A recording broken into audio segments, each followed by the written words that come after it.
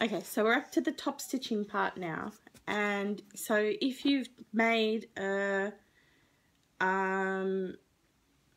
regular tea party or a baby tea party, this is how you want to do it.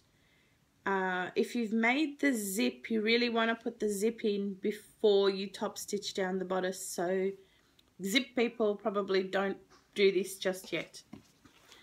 So you get your, you pull your lining down over your skirt. I use a sew line glue pen and lots of pins. You can do whatever suits you fine. So you'll see this stitch line of your where you attached your gathering.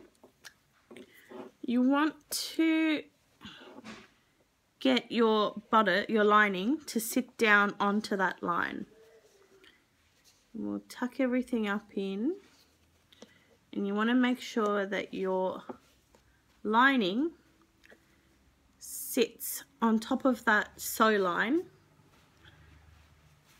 Now if you were doing like me, if you were doing it the backward method where you're actually top stitching down your outer, it's probably just as important, I think, to stick this down or pin this down, just because things move a lot when you're sewing, and you don't want to get halfway or to the end and then find you've got an extra lump somewhere that you don't have space for, because I've done that before and it's quite frustrating.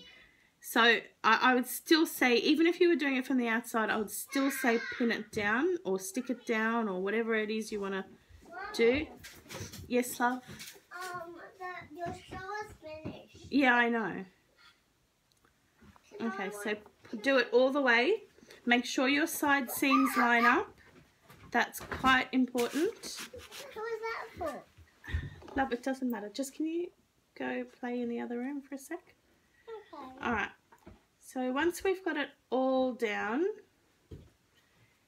then I would still put a pin or two in it just to hold it in place, or wait, you know, especially with the glue, wait for maybe 5 or 10 minutes and then sew it down. Just wait for the glue to actually... What are you doing? Glue, I guess. Wait for it to dry up.